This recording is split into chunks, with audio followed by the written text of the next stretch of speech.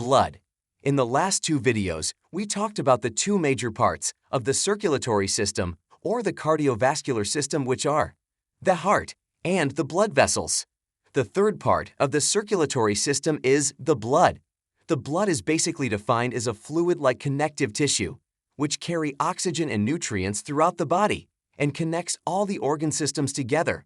Before going to the full explanation of blood, we have a look at the blood, and the first thing which comes in our mind is why its color is so red. Let me get you an incredible answer to this question. The blood is red because of red blood cells, and these cells get their red color from a certain molecule that is the hemoglobin. When the hemoglobin binds with the oxygen for transportation, then it gets the scarlet red-like color which we see in our blood. Now we get to the composition of blood and what it is made of. Blood is mainly made up of plasma and blood cells.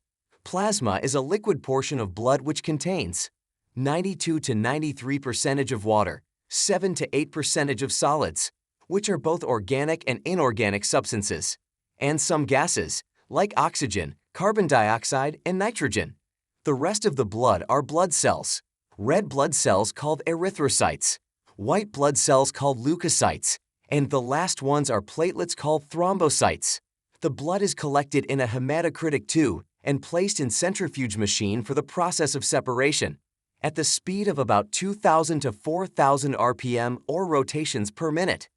Then we get clear plasma at top and the other heavy blood cells at the bottom like red blood cells. Now we get to the types of cells in the blood. There are three major types of cells in our blood. Number one are red blood cells, which are responsible for the transport of oxygen to body from lungs and carbon dioxide from body to lungs, and some other functions like buffering action in blood and determination of blood groups. Number two are the white blood cells or the leukocytes. They are responsible for the protection of our body against invading organisms or other foreign bodies. In short, we can say that white blood cells make up the defense system of our body. Number three are the platelets or the thrombocytes. They perform an important function, which is prevention of blood loss, or we can say stoppage of bleeding from any damaged area of our body by clotting or coagulation of blood. After all these things, we need to discuss important functions that blood performs in our body.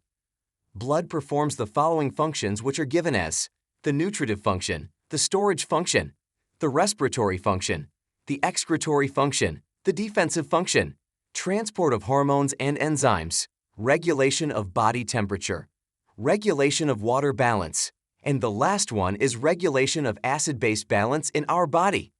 Now we head towards the blood group section. All of us have different blood groups. Some has A positive while some has B positive, and some is both like AB positive. Like my blood group is AB positive.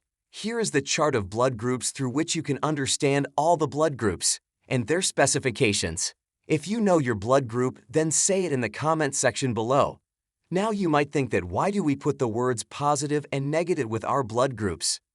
We say these words because of Rh factor.